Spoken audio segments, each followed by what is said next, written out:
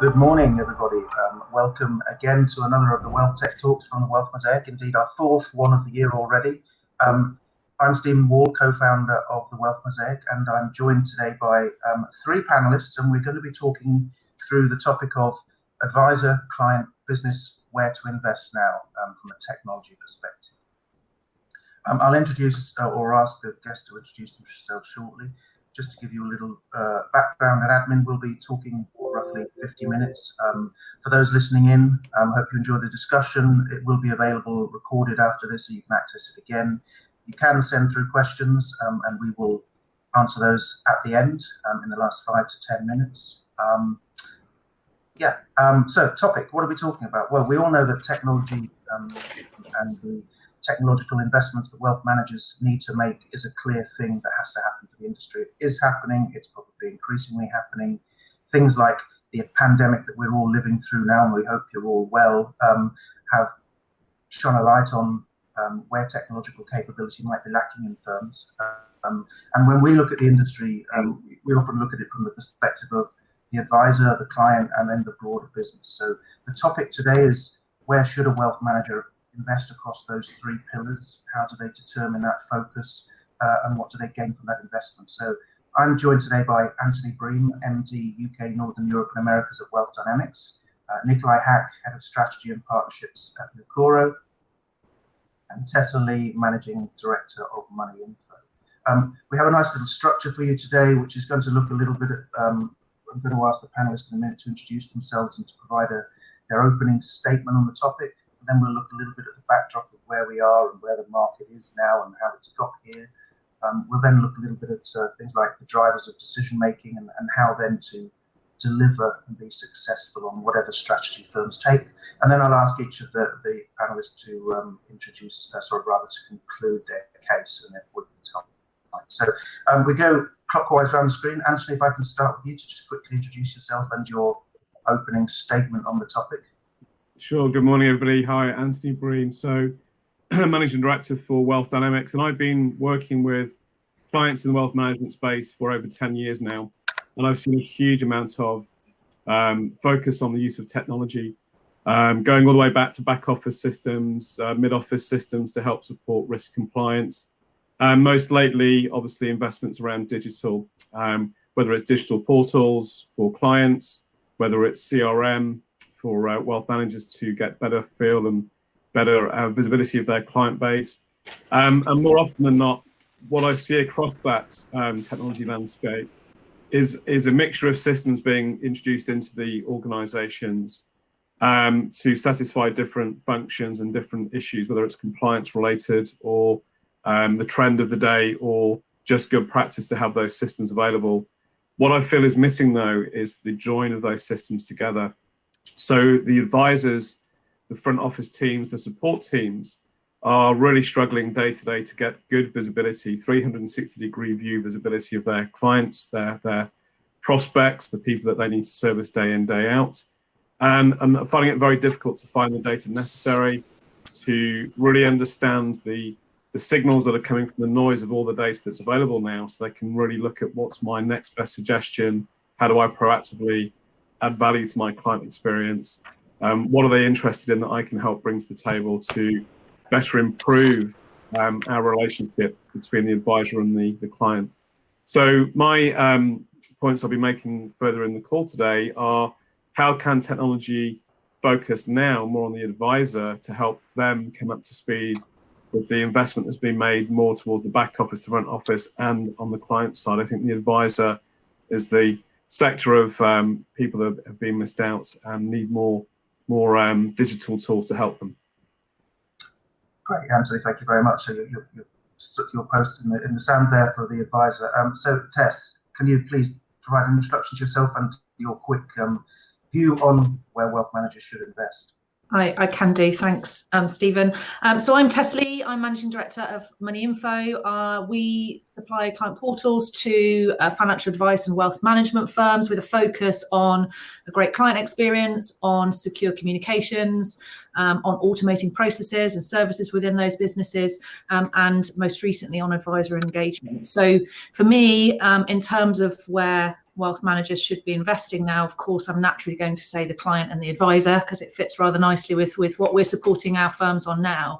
I think undoubtedly the biggest area that has an impact on your business is your client's experience. They are your most important asset, and without them, you don't really have a business. So they want a great experience, and it's why certainly over the last 12 months or more, and with the pandemic, we've seen that rapid shift to remote working. And 2020, I think, was the year it became really critical to start investing in client-facing technology to make your clients' lives easier, to complement the services to deliver, and to allow that client advisor to remotely work together to share information, sign documents, view information, collaborate, all within a kind of secure environment. So I think clients are something all businesses should be focusing on as far as technology is concerned. The ability to communicate with them securely and remotely, I guess, has never been more so important than it is now. I think for a long time, email was perhaps the number one technology that we use to communicate with clients. And although we'll not get rid of it altogether, it's had its day. It's not secure. It's not the most efficient way. Group conversations are a nightmare over email. Information gets lost in an overload of CCing and forwarding and that kind of stuff. So if you can bring all that together for your clients and your advisors, obviously delivering that audit trail, it's going to pay for itself very quickly, because it's going to save you time, of course, physical costs in terms of paperwork and postage, and it greatly reduces the risk of you compromising your clients' information as well.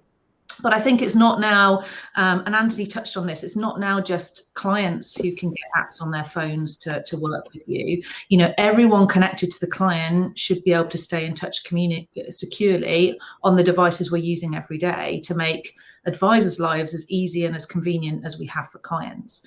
So until now, I think it's quite often been back office staff that have been using that technology, less so than advisors. So if we can give them something that is going to help them communicate with their clients, with each other, and also with external professional connections as well, they're suddenly getting the same convenience that their clients have. So for me, I think there are two areas I would focus on as a wealth manager: your client experience, but also, as Anthony said, now your advisor experience too, and making sure you can get that 360 visibility, as Anthony said, of your clients and the communications that's going around with them. So 2020 was the year that client technology became the most valuable thing, I think, in a wealth management firm. I think 2021 is the year that advisor technology comes out of the back office and into the hands of the advisor, and that's certainly something that we at Money Info are pushing for with our clients. Great, thank you, Tess, and a nice little wrap up there. Nikolai, over to you. Could you introduce yourself, who you work for, and a little bit of your perspective on the topic? Sure, absolutely. Thank you, Stephen. So I'm Nikolai. I'm the head of strategy and partnerships for Nucoro. Our platform allows banks, insurance, but of course also wealth managers to build and launch a whole range of money management propositions, from saving to investing to trading, and then of course also the classical core sector of advised financial advisory and wealth management propositions. So I think of those three, obviously all three are important, and for me the first and most important is also the client, obviously. I think there's still a lot of room for improvement, especially around how we sell our services in wealth management and how we transport the messages to the client. I think there's still a heavy focus on products and on the ins and outs of the methodologies and the approaches, whereas what the clients care about is outcomes, right? It's their goals, their aspirations, their objectives that they have in their life. And if you transport that into the user experience, I think that's a key element to move away from the specific focus of the things that we all know very much about. And I think there you could take inspiration from a couple of other sectors, like how media consumption has changed, how e-commerce have changed, right? There's things that are different from just the user experience, but also the general client experience. There's flat pricing models, for example, right? There's instant availability, 24/7 availability. And then there's also personalization and hyper-personalization. So I think trying to bring those things into wealth management and financial advice will be key for the client side. Obviously, on the business side as well, I think, especially now this year, there has been a lot of talk of a K-shaped recovery. And if you look at wealth management and as a sector and the KPIs there, this K-shaped development has been there for quite a while, where And in the context of the COVID situation, it refers to the market and especially equity markets going up, right, and the general economic activity going down. So hence the K. And that's the same picture that we see in wealth management. I have been seeing for, I think, two decades now, right? So increasing AUM, higher revenues actually, but falling profitability.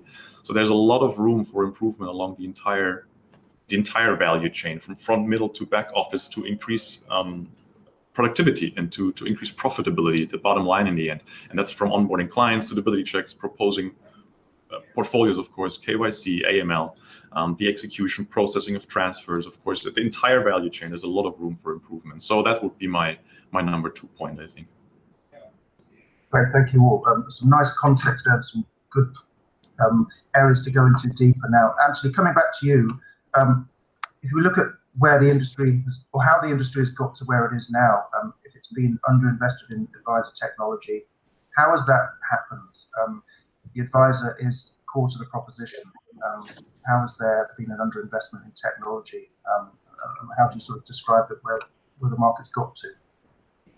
Yeah, good question. Well, I think primarily compliance has been the major driver of investment for wealth management over the past 10, 15 years. So where they've had to address compliance and regulatory issues and responsibilities, there's been a lot of investment in tools to make sure that they are complying and they're able to send reports and, you know, satisfy regulators, multi-jurisdiction, multi-booking centres for complex high-risk clients. So I think there's been a lot of focus to show that they are able to automate compliance. There's a huge amount of personnel investment in compliance and risk teams, but that's obviously a big cost to bear.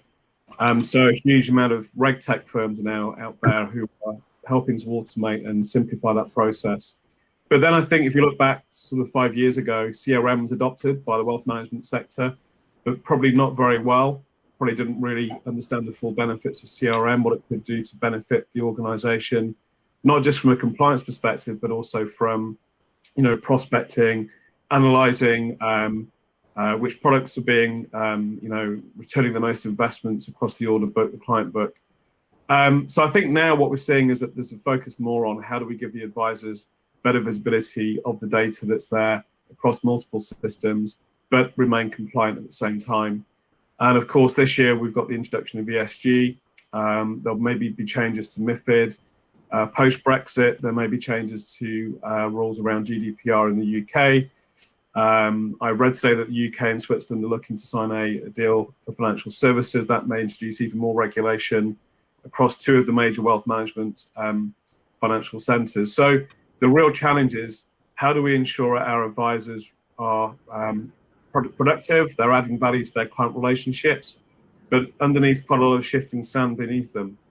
And that shifting sand means they've got to be very concise and very accurate in how they deal with their clients, that they are remaining compliant, but at the same time, they're adding that personalized service. Because, you know, maybe 6 months ago, we were expecting advisors and clients to be meeting in offices and restaurants for client meetings again, but obviously that's still not going to happen for a long time again, maybe 6 or more months. So the advisors are under lots of pressure now to really keep that engagement with their clients fresh, value added, personalized, reflecting the constant changing dynamics of the marketplaces. And they need the data, the tools, the channels to enable them to do that. And they're probably also having to manage more clients as well, without the support of their teams around the corner in the office that they can go and tap on the shoulder to get the information that they need. So there's lots of multi-channel communications happening. And the regulators will also be looking to catch up on the fact that there's been lots of remote working. So, you know, we're hearing the FCA now are requiring financial services firms to ensure that all calls are recorded from home working of an advisor to a client, because obviously there are compliance issues around suitability, transparency of advice. So how do you then remediate all of that activity over time when we come out of this into a more normal way of working? So there'll be a lot of focus on proving that what you did during this pandemic was compliant. And that's going to take a lot of effort to go through and sift the data to ensure that you are compliant. So there's a lot of challenges here. And I think the technology is able to support those challenges. It's just enabling that hub to bring it all together and to provide that 360-degree view that Tess and I both refer to allow the the right people to look at the data that they need to see, whether it's the compliance team, the advisor, the manager, even the regulator, to satisfy that we are servicing our clients efficiently, effectively, and they're getting good return on their investments. So this kind of advisor desktop scenario. Yeah. Thank you, Anthony. Compliance obviously is the backdrop to a lot of this, and it's been a significant area of investment for the last decade. Tess, you mentioned a lot of wealth managers communicating via email. Email is risky. It's probably not compliant in all sorts of ways. It doesn't meet the FCA's expectations. What's your view on, from your perspective in dealing with clients on the backdrop of how they've got to where they are and why maybe they haven't engaged in technology for the client or other areas? Yeah, I agree on the compliance point and what Antti was talking about there. But I think for advisors, this is a cultural shift as well. This is a way, advisors are relationship people. They want to have conversations with their clients. They want to look after their clients. They don't want to be bothered with the intricacies of their back office technology and the complex processes that are happening there, because they're there front facing with their client to look after them in good times and in bad. So I think there's a cultural shift for advisors to really start adopting technology. And of course, in the past, advisors have had their fingers burnt by technology. That you hear, we've heard for years and years, I've got this, massive big system in the back office and we use about 10% of it and I don't use it and I don't like it. So that's where they're coming from. I think over the last 12 months, what's happened is we've all been forced into working remotely. We've all been forced into using technology more than we ever have before. And personally, I've seen advice firms and wealth management firms adapting brilliantly to that because they've had to. It's given them the push perhaps that they needed, and they've opened their eyes and realized actually I can work in a different way and I can make use of technology. And when I thought before my clients won't use it and they won't do video calls and they won't use an app, actually they will, because they're doing it with their grandchildren or they're doing it in their everyday lives. So that cultural shift has naturally happened, and it's a positive thing that's come out of where we are all today. But ultimately I think that's the reason. They've always been very face-to-face. They're very high touch, very personalized service, and I think are now seeing that they can continue despite the fact that you can't go into an office or a restaurant to visit or meet a client. But also for advisors to use technology, it has to work with the way that they want to work with their clients. It has to be simple and easy to use. It has to cut out all the noise that they don't need to have in their day-to-day work, because their colleagues, their paraplanners, their administrators are handling all that. They're supporting them through the technology in the back office. But for advisors, they want to focus on understanding, where their client's portfolio is at and where their plan is at, and communicating and working with their clients on their advice processes. And if we can isolate just those things, give it to advisors on devices that they're using, because they're going to have their smartphone on the settee next to them in the evening while they're watching Netflix. And if a client sends them a message, they probably are going to pop a response back to them. It's that easy. Then that's where we will succeed in getting advisors to engage with technology. Great, thank you, Tess. Interesting point. So with compliance, usability of technology, some of the cultural elements of how wealth managers, advisors have dealt with clients.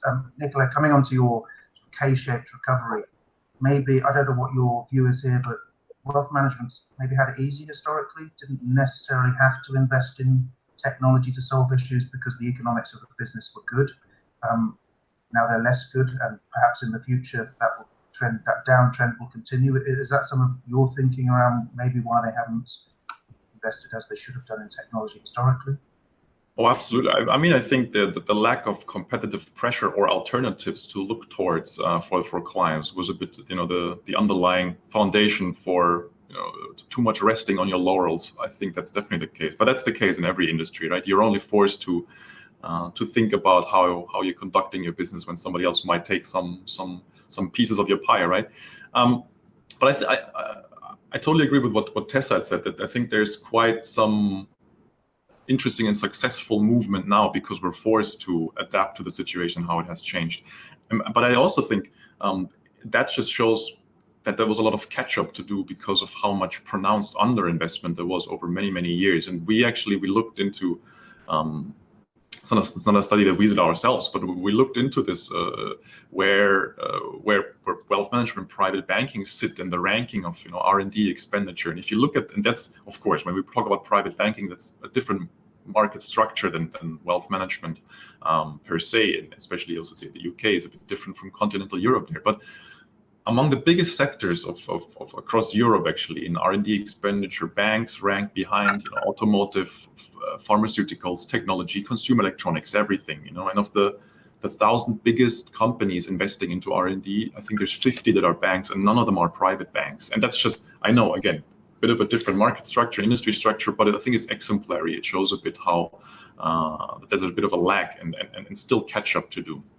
And also interesting what Anthony mentioned, right? That what has happened in the past, actually, for example, that yes, absolutely, CRMs have made their way into wealth management 5 years ago, but that's still probably 5 years after they have made their way into some other industries. So I think still, there's a bit of the skepticism, a bit of a lag, and it has to do with a lot of things. Totally, regulation is the number one cost driver. I kind of want to call out the regulator a bit there, because on the one hand, you say, well, there's an advice gap, and we need to do something about that. And I would say, well, okay, maybe reduce or find sensible ways of keeping the workload in check, right? That keeps people from being able to deal with their clients. I think that's something that can be talked about. I think also the fragmentation of the market plays a role. Still, a lot of small and medium-sized firms for whom heavy investments into tech are just not possible. I think there more consolidation will bring more movement, and it will bring critical size for firms to be able to invest into tech that then allows them to scale even faster. And of course, also what Tesla said around the cultural shift that you have to make. If you've conducted your business for maybe decades in a certain way, it's just not something that you can change, not overnight, but not even over a couple of months or even years. So I think it's just also a change that will happen with a generational shift from what your clients want, but also who runs the business, which is quite natural and organic as well. Picking up on a few of those points, Anthony, one of the things, just referencing what Nikolai said, we did a video in Geneva, right? Wealth management sort of environment, but we were talking to a quantum physicist, talking about the future of technology. And his view was that wealth management, financial services are heavy consumers of technology, but not intelligent consumers of technology. So they buy a lot, but they don't necessarily use it very well. Given COVID and the pressures, and you'll focus on the advisor side, what have you seen wealth managers do intelligently in response to the circumstances that they've been faced with over the last year? What have they invested in to fill holes, bring themselves up to a point where they can work effectively in the current challenged market? Yeah, so I've heard the word intelligent used in two scenarios. One is intelligent sales gathering. So how can wealth managers use technology to start to gather, understand, find, triage, qualify prospective new clients to increase their AUM, because obviously they're trying to grow their business and they need to grow their business through existing clients, but also new.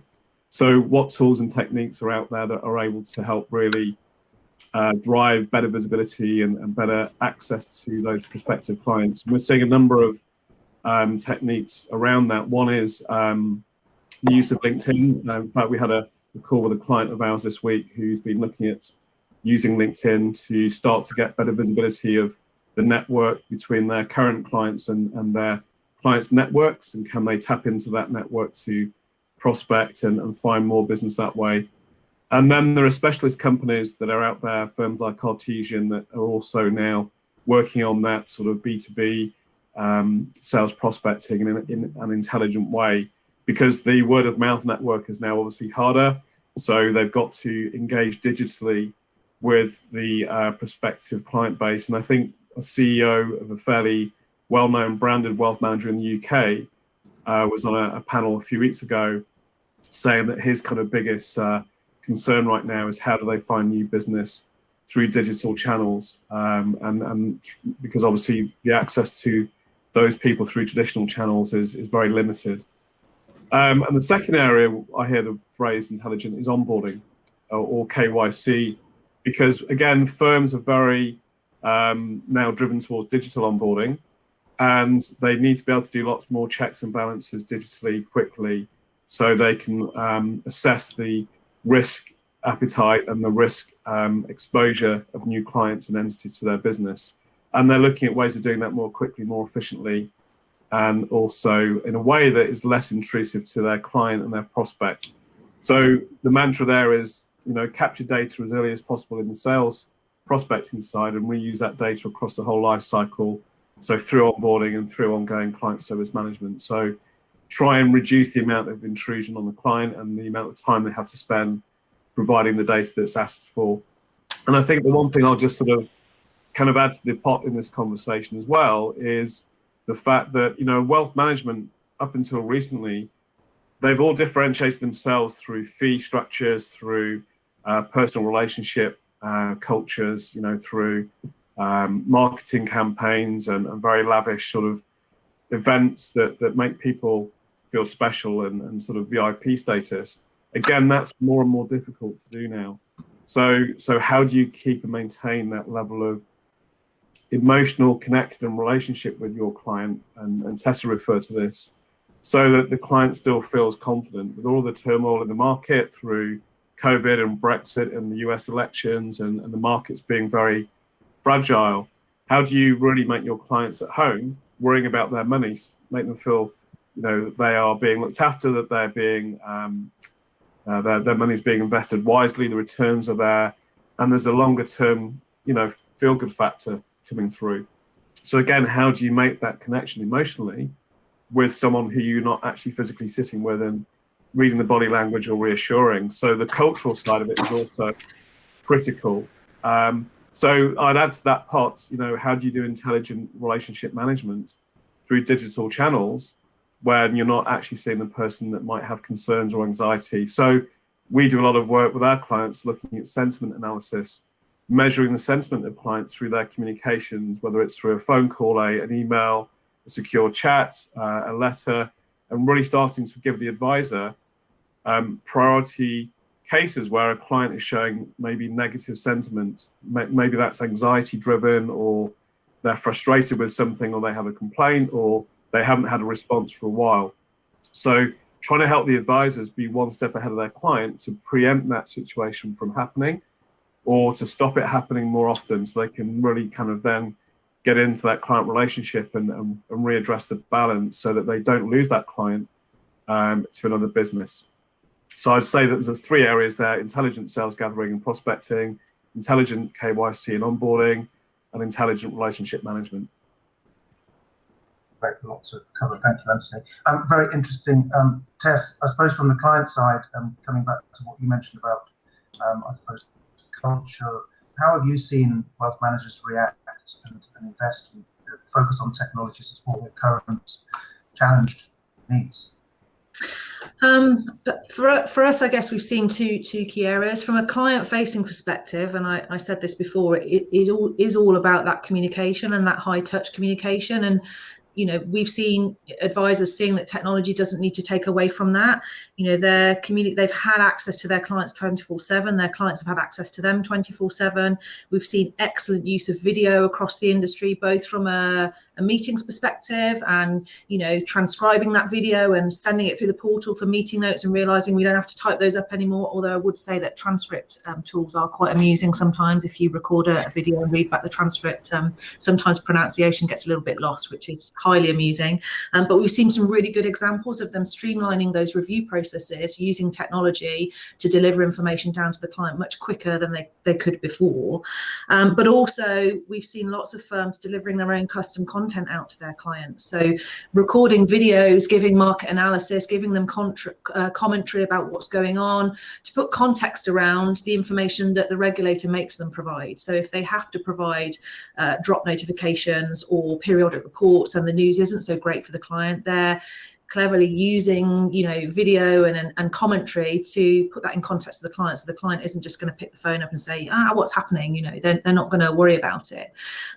We saw one firm brilliantly using their portal. They actually came up with the concept quite early on in the pandemic of self-isolating clients from their portfolio.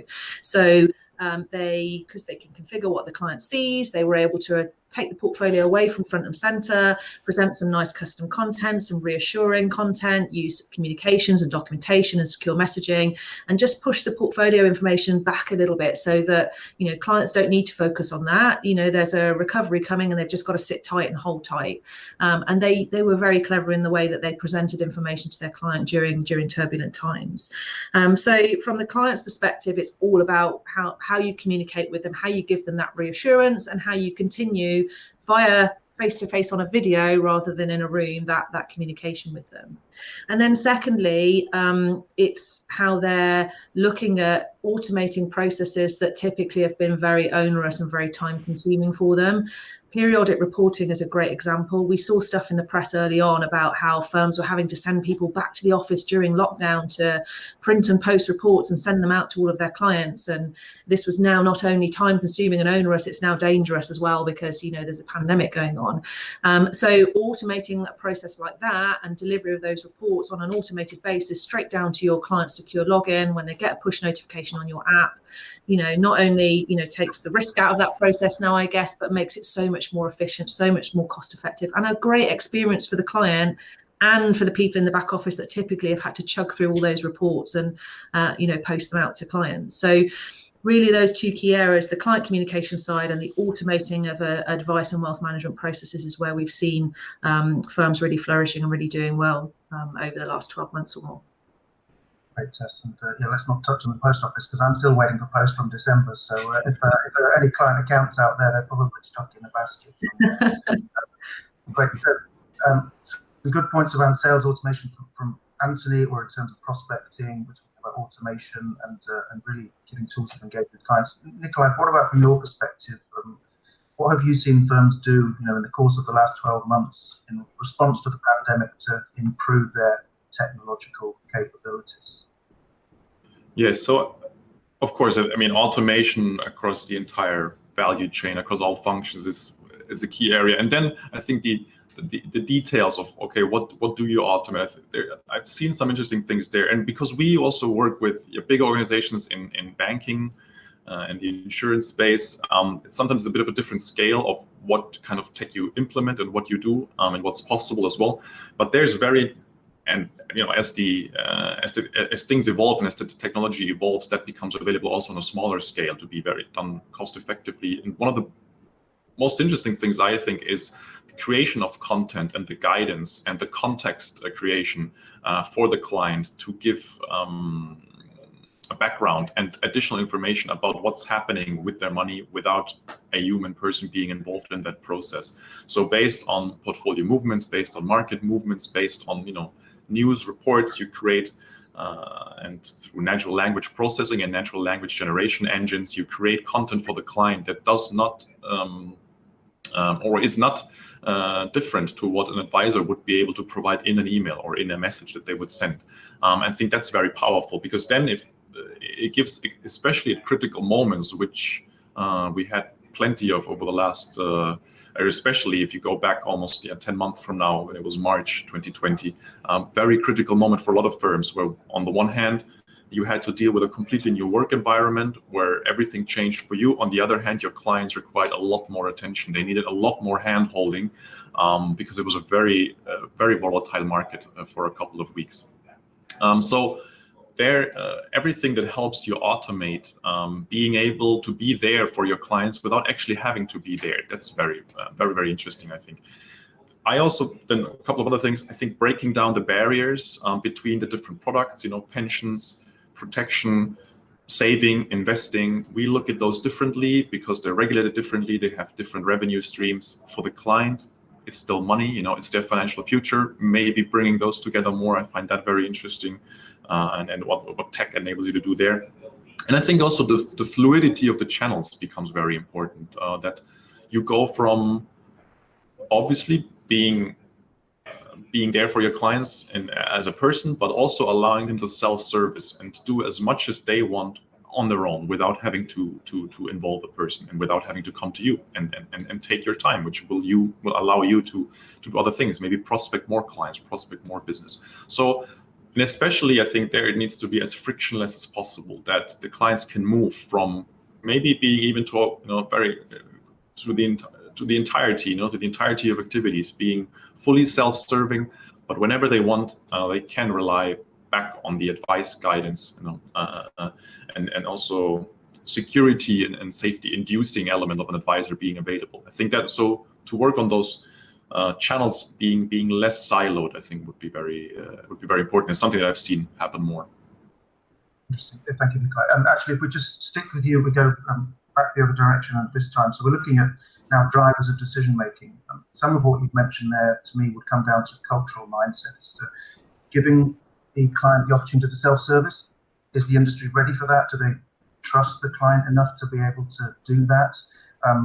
All of this content, again, giving them more information, is it a good thing? Is it a bad thing from the perspective of how wealth managers and maybe other financial services firms see this move? Maybe taking COVID aside, how do you think firms come to the point of making decisions on technological investments that support these needs? What's their traditional process?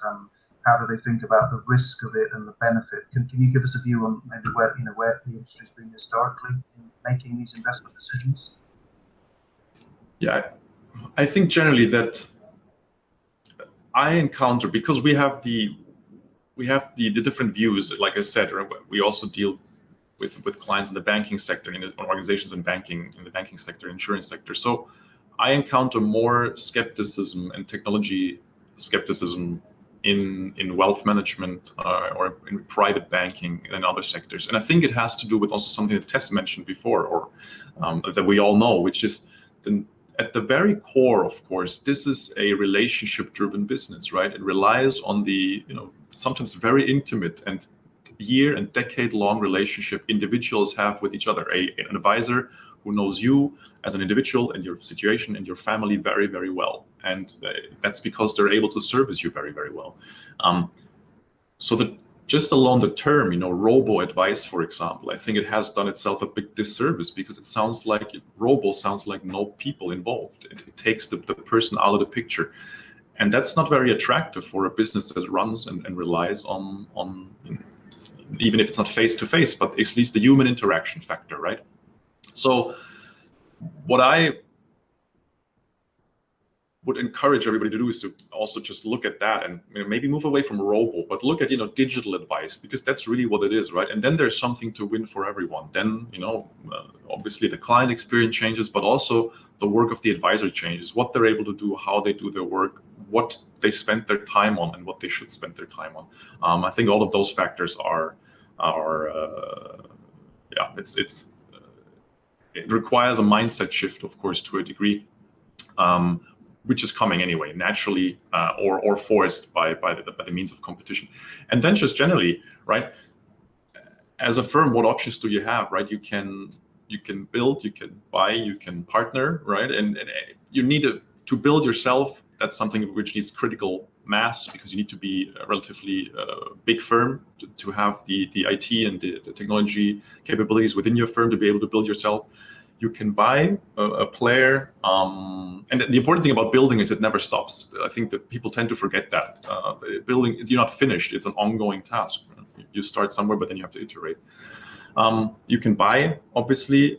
Then often there's a bit of a cultural element to, okay, how well can you now marry these two different organizations, technologies, cultures as well? But that definitely a possibility. And there I would encourage a lot of firms to look at. There's a lot of digital propositions out there that can be very, very interesting targets potentially. And then, of course, which is where we come from and where we all come from, right? You partner, you buy technology and rely on someone else's prowess to be very good at what they do, which is build the technology, and then you use it and you focus on your strength, which is the distribution, the marketing, the relationship building, etc. So obviously, I think that's where we would land probably on what I think is the preferred model. Right. Tessa, what about, maybe not under COVID, because it's maybe pushed firms to do things that they wouldn't have otherwise done, but when you look at engaging clients, how do you get them to move? How do you get them to make a decision to invest in technology? What is the kind of framework that you put in front of them to persuade them? Oh, that's a good question.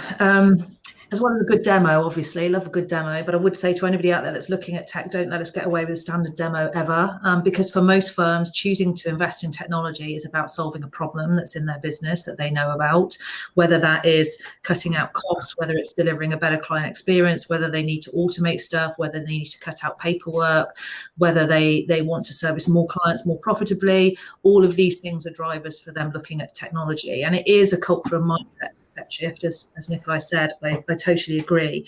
But I think, as well as the problems that need to be solved within a firm, I think wealth managers have realised that prior to pandemic, client expectations had already changed and were continuing to change, and that's certainly been accelerated, obviously, over the last 12 months. So they want to deliver to their clients in the way that their clients are getting services from elsewhere in their lives, whether that's retail or hospitality or travel or whatever it is. We're all used to that now. We've all got our iPads and our phones, and we're using apps all over the place. So I think that there was definitely a realization that shift was happening. The drive to want to service that next generation of clients also gives them a reason to start looking at technology and how they're going to connect with that next generation as that wealth passes on. So there is a whole plethora of things that will make firms look at what they need to do with technology. But I think there's still probably a thinking across the industry that this is a difficult thing to do, that this is a massive project that's going to take 12, 18 months to do. And I think the message I'd like to give is that's not the case now. Technology has moved on massively from AMF back office systems that sat on the desktop and took years to integrate, and were oil tankers. They can't turn around quickly. As technology providers now, we talk to each other more, we integrate with each other more, we all realise we can't do everything well, we can't do everything within that firm well. So we allow firms to pick best of breed technologies to work with the different processes within their business. And integration, it's not perfect, it probably never will be perfect, but it's certainly much better than it was before. So there are quick wins out there. If you want to shift your technology, it doesn't have to be a really long project. We can all be very agile these days and get things happening much more quickly than I think most firms would imagine. But also the other big focus that I think firms need to understand and need to get buy-in around is adoption, because technology is only successful if the people use it and if it's adopted within a business. And gone are the days where you have to re-engineer your whole business and your whole process to fit with a piece of technology that comes in your door. It's the other way around. We've listened to our clients, all of us as technology providers, and our job is to dovetail the technology into what advisors and wealth managers are doing to make those manual processes much easier through technology, to take away the admin and to give advisors and wealth managers more time to focus on the relationship and the conversations that they're having with those clients. So adoption is a huge focus for us. I'm sure it is for Anthony and Nikolai too, because technology doesn't just stop at the tech. It's all about how it's supported, how it's rolled out to your business, how it's rolled out to your clients, and that ongoing relationship you have with your tech partner as well is so important. Because for those of us that are tech partners, our success is in your success in adopting the technology and rolling it out to your clients and to your advisors and to your internal teams and to your professional connections as well. So as well as the technology, there needs to be an understanding and a focus on adoption, and that does mean effort from firms. You've got to put the effort in. You don't want to end up using 10% of a piece of technology, because what's the point? You're not gonna get your investment back for that. So but it doesn't have to be difficult, and I think go in with your eyes open and ask the right questions, and it can be hugely successful. Thank you, Tess. Anthony, you might I don't know whether you want to provide any commentary on the kind of partnership ecosystem. I know that's an area that you're developing as well at Wealth Dynamics, but would you like to add anything in terms of the decision-making process of wealth managers? What they see as the challenge, is it people, is it budget, is it risk, and maybe touch on the ecosystem. Yeah. I mean, there's definitely a huge focus now on cost saving, productivity gains. Obviously, interest rates are flat, if not in certain areas negative or going that way. Fees are coming down. There are new market entrants that are threatening what's been quite a cozy space for a while. So you've got firms like Goldman Sachs, JP Morgan, Revolut, entering into this sort of wealth management space. And there's a lot of pressure on these firms to now really look at their cost base. but it'll also improve productivity because there will be people, you know, from the front, middle, and back office doing a lot more with less resources available. So what we do with our clients is we very early on, we've been talking to them post the demo, etc., really sit down and look at their business case justification. We work with them to understand the figures. How long does it take to onboard a client? How do you prospect a client? How do you manage a client service request? You know, what are the intricate numbers that are current, and how do you improve on that? How can automation of processes, adoption of technology, and all the things that Nikolai and Tesla have spoken about, how do we bring all that together and provide you a time to value, a number that will show the cost savings? How do we free up hours of admin time and hours of non-value added time to become hours of productive time, value added time? So we present a very detailed report showing the cost savings, the benefits, the productivity gains to help justify the investment. And, you know, adoption is key. The ability to drive time to value within a 12-month period is key. And, you know, what I'm seeing happening at the moment is very tactical automation of processes, onboarding being the main one that's over the past 12 months being in focus. My concern is that our firms pushing inefficiencies and broken processes further downstream or further upstream by just focusing on one segment of the business. So the client life cycle from prospecting, onboarding to client service management has to be looked at in its entirety strategically, because if you automate one area but not another, you're still going to have inefficiencies. And, you know, errors will creep in by falling through gaps, and it will still be difficult to find the data you're looking for through multiple systems and not through one. So I think really it's about looking at it in the cold light of day and saying, you know, strategically, will this deliver on a longer term benefit, or is this just a tactical short-term fix for now? And I think the way that technology will go in terms of advisor and client relationship, it'll become more hybrid. So it'll become a combination of self-service where you can, advice, you know, human being to human being where you need it. Next best suggestions being made through machine learning, artificial intelligence where you can get it. And a combination of those three things will really sort of make the whole relationship between client and advisor more powerful, more proactive, and also more profitable. Just picking up on one thing you mentioned there, Anthony, sort of tactical investments. So, and we, you know, given the backdrop we face now, are we just purely dealing with tactical investments to plug holes right now, or is there more strategic thinking going on and maybe strategic spending if possible? Yeah, I think across the wealth management sector, what we're seeing a lot of focus on now is back office outsourcing, back office replacement. So they also have the burden of legacy of you know, a 15-year-old back office system, which is, as Tess was saying, is only used 10%, you know, of its power. We still can't get the data out that we're looking for. The data we get out is ugly. It doesn't really give us much value add. It's not in the format that we can actually take analysis from. So we're seeing a lot of activity around options to reduce significant costs through moving away from legacy platforms and rethinking whether that's outsourced or replaced by a new modern platform. Banking as a service will become more and more prevalent. Wealth management as a service will become more and more prevalent because that's a more efficient, cheaper way of getting your services out to people. And you can also embrace innovation through technology more quickly. So again, as Tess was saying, there's a lot of clever technology firms out there that every single day are bringing out new amazing innovations. How do you get that innovation from the vendor to your company and deploy to your client quickly without having to go through expensive, complex, risky, lengthy migration projects or upgrade projects? So allowing the innovation to be available, you know, within hours, days, months of it being thought about in the vendor's mind, that's now possible more and more because of the banking as a service platform and the way that people are using a cloud adoption to now enable that. So, you know, it was interesting to hear Martin Gilbert, the chairman or founder, one of the sort of chairmen, of Revolut, saying that he feels that asset management will become asset management in an app.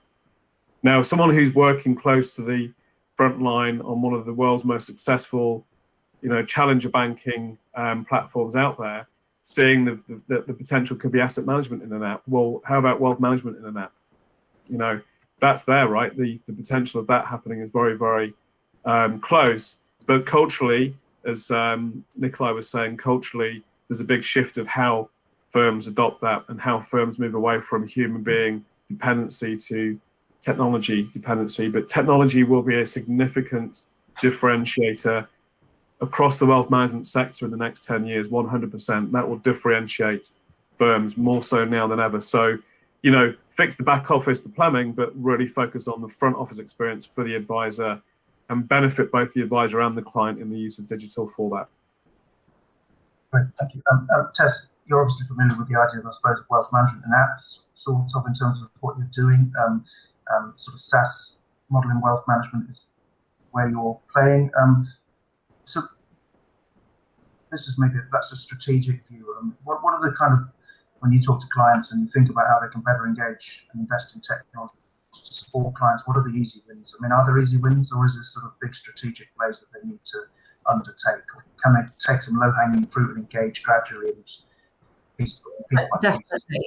I think we've got to get away from the view that you need a massive strategic project to get anything done these days. We don't, none of us now develop software on a huge project waterfall Prince 2 basis anymore. We're agile, we're delivering in iterative phases, and that's exactly how we implement technology, because the things that work well are when you break it down into manageable chunks, you implement a small part, you get that right, you test it, you play with it, you make sure you're happy with it, and then you move on to the next piece. And gradually you eat away at those problems and challenges that you have within your business, and you make them more efficient and you make them a better experience. So the way we engage with our clients is at their pace, but we break it down into manageable chunks as a project. So, and that will depend very much on the drivers that are within that firm.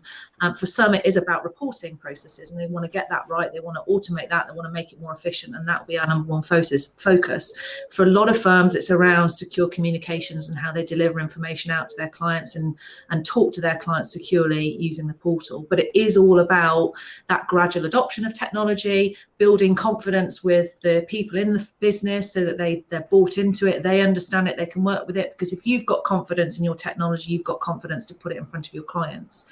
So I definitely feel we've got to move away from the thought that you need to re-engineer your entire business and your entire technology stack in one go if it's not working. You've got to prioritize, and you've got to look at the pieces that you can solve quickly or easily.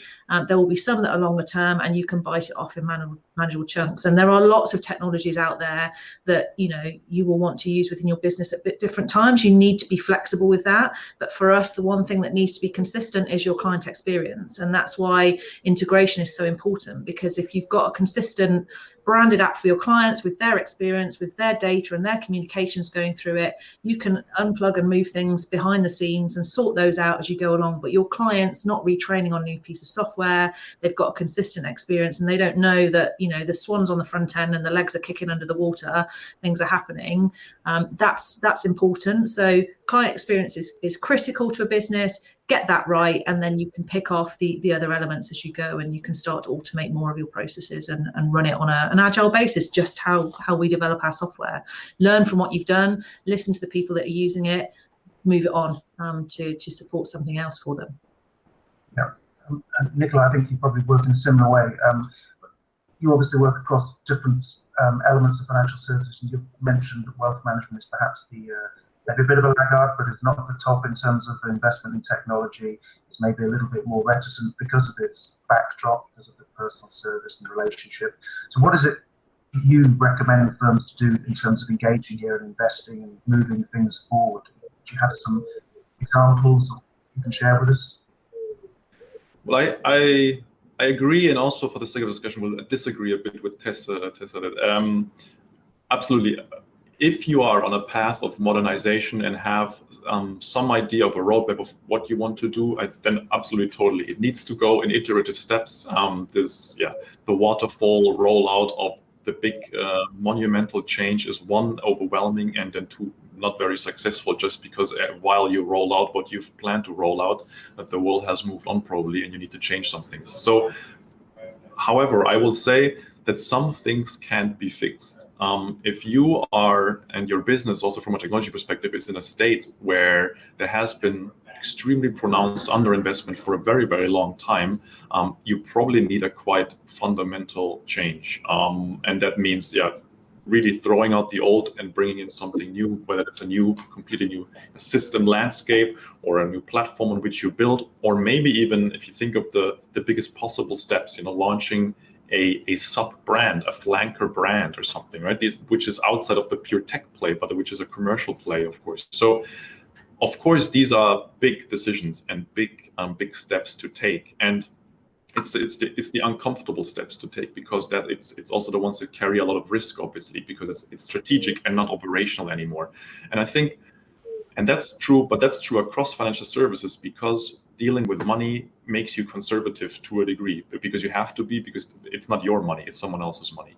And that leads to us, I think, tinkering a lot with the things that nobody really sees, that clients don't see. It's very easy to get lost in tinkering with processes and workflows, and Anthony also mentioned it, there's a lot of focus on the back office tasks. It's a lot of the stuff that nobody sees, and that's easy to do because it's not risk-free, but less risky. So I think it pays to be a bit bolder and move to the things that clients see, that clients touch, that clients interact with.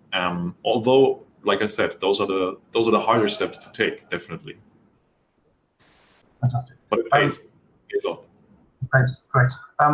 We have actually 4 minutes left. We're running out of time, so good discussion. We've got quite a few questions come in, and I also wanted to give you each time to sum up. I'm probably going to have to give you 30 seconds to sum up. But first of all, of one of these questions, it's basically, I'm not sure if you can see it yourself, but anyway, sensible points. But how do we really convince prospective clients that technology does simplify and automate what you're saying? In terms of being maybe burnt in the past, they've had poor technology experience, it hasn't delivered what they wanted, it might be too costly, too risky. So how do you convince the market that what you're doing now is different and worthwhile investing?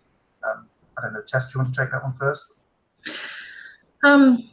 To convince our clients or wealth managers' prospective clients that technology simplifies and automates and makes things easier, you've got to get it in front of them, obviously, haven't you? So, that's why our focus is so much around adoption with our clients, around how you run that pilot program. You get lots of different people involved, you get the people in business involved, you get them familiar with the technology, and you put it in front of your clients. To some extent, there's an argument to say you've got to jump off the cliff at some point. You've got to go for it and, just change the way that you've done things, and try it. And, what you will see is that clients will respond to that, and they will appreciate the way that you're working, and they will see that they've got 24/7 access to their portfolio information. They will see that they get a nice push notification on their app when you send them a message and when you want them to do something. And it's all very clear and very easy. And actually, clients kind of expect that these days.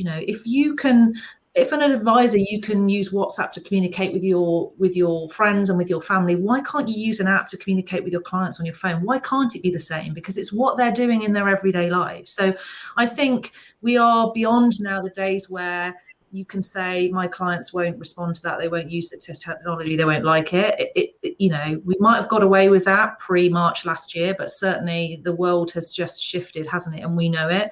And that's a massive advantage to firms now, because there are apps out there like Money Info that you can use with your clients, and your clients are already used to using them elsewhere in their lives. So I don't think convincing is so necessary with clients now, because if you can deliver value quickly to them, then they'll soon start responding. It becomes the normal way of them doing business with you. For me, when I engage with a new business, the first thing I do is I look them up on Google, and if they've got an app, I expect that. I want to be able to do stuff online. Why do I need to phone up? Why can't I just do it on an app? And I'm not that young, despite my youthful appearance. So that's what we expect now. So I think it's less difficult to convince. But like I say, you have to do it in manageable chunks, and you have to, adopt and engage at the right pace, so that, everybody is confident and happy with the technology that they're using. I don't think it has to be overcomplicated, is I guess what I'm saying. It's just, being transparent and honest and open, and, to some extent, go for it. Maybe just one stat on that. I mean, I agree with everything, but we actually did a study over the course of the last week. I don't know exactly when we did. I think we did it in the fall, and it came out that 6 million people in the UK, 6 million people downloaded their mobile banking app for the first time after March.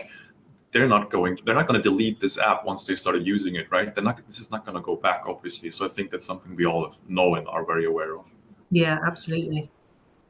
Anthony, anything to add to that discussion? But we have about half a minute left. So quickly. Just to say that, there's a lot of market consolidation probably going to happen this year in terms of M&A, but also looking at different parts of business and bringing those different parts of the business together. So, Coutts announced last year that they're aligning their wealth management, private banking with a premium banking service. So tapping into new demographics of mass affluence to promote through the history of their use of apps across the bank, bringing that wealth in when they inherit that wealth or generate that wealth. So I think there'll be a lot of market consolidation, but from an individual client perspective, always focus on the KPIs that are important. Build your return on investment plan, from those KPIs. So is your issue churn? Is your issue lack of new revenue coming in from new clients? Is your issue failing to meet SLAs for response to client cases that are raised? What are the KPIs that you're consistently falling back on, failing on, and where can technology help provide the answer to that problem? Well, we've run over time, so Anthony, Tess, Nicola, thank you very much for your contributions, much appreciated. I might get kicked off while summarising, but I think it's clear that there's a lot to invest in. COVID has really moved the market forward. It's pushed the industry to invest in areas that it didn't do before. There does, however, need to be a strategy behind investments, but the technology marketplace is increasingly available and relevant and able to fix many of the market challenges. So again, thank you to you all. For those listening in, apologies if we didn't answer the questions that you posed. The session will be recorded. If you want to forward on the questions, happy to push them on to the guys and see if they come back to you. But again, thank you everyone. Thank you so much.